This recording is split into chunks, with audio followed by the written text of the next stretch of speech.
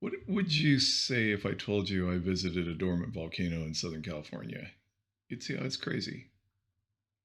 Believe it or not, there is one located in the little tiny town of Amboy in the middle of the Mojave Desert. This is about 3 hours east of Los Angeles, about an hour outside of Joshua Tree. And it is a dormant volcano, 79,000 years old, last erupted 10,000 years ago. Gigantic basalt lava field extending 70 square kilometers in all directions. It's an incredible sight. When you see it from a distance, it doesn't look like much, even from the parking lot, which is located about a mile and a half from the crater. It still doesn't look all that dramatic, but when you get there and you start walking inside the crater or along the rim, oh my gosh, you see how large it is. It's only 250 feet high from the desert floor to the top of the rim, but boy, is it dramatic and steep.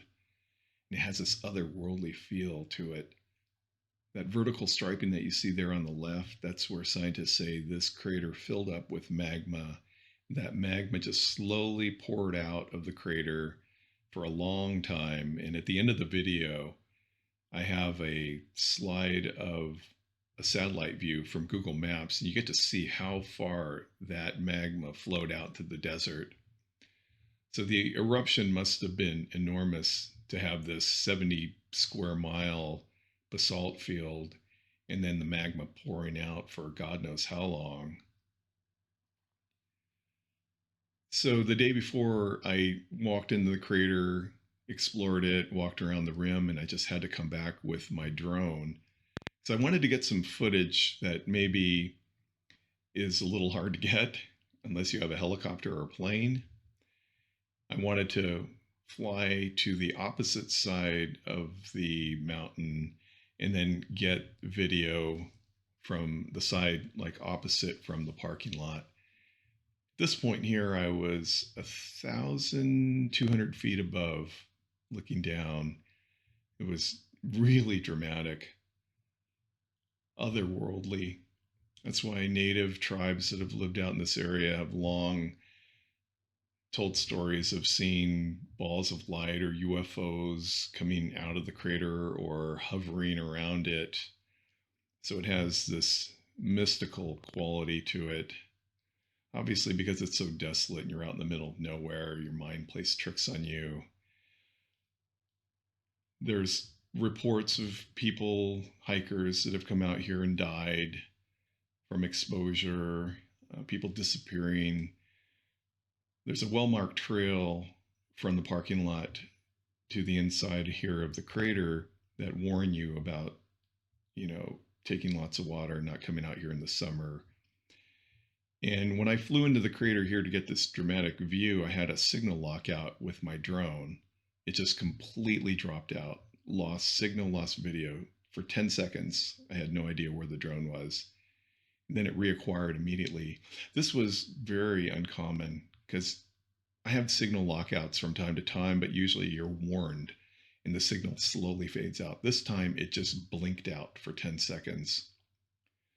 So I don't know, maybe there's something to extraterrestrials messing with me, not wanting to get footage from above the crater.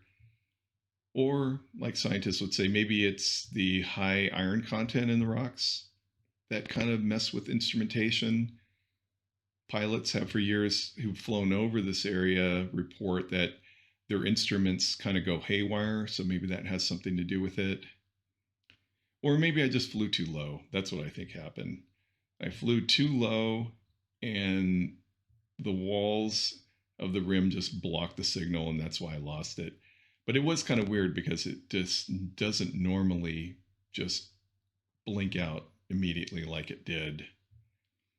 So that's why I gained some elevation and the rest of my flight was well above the rim. So the trail going in there, I wanted to get some footage of some of those weird markings on the ground in the middle of the crater, but I didn't want a chance going down there too low.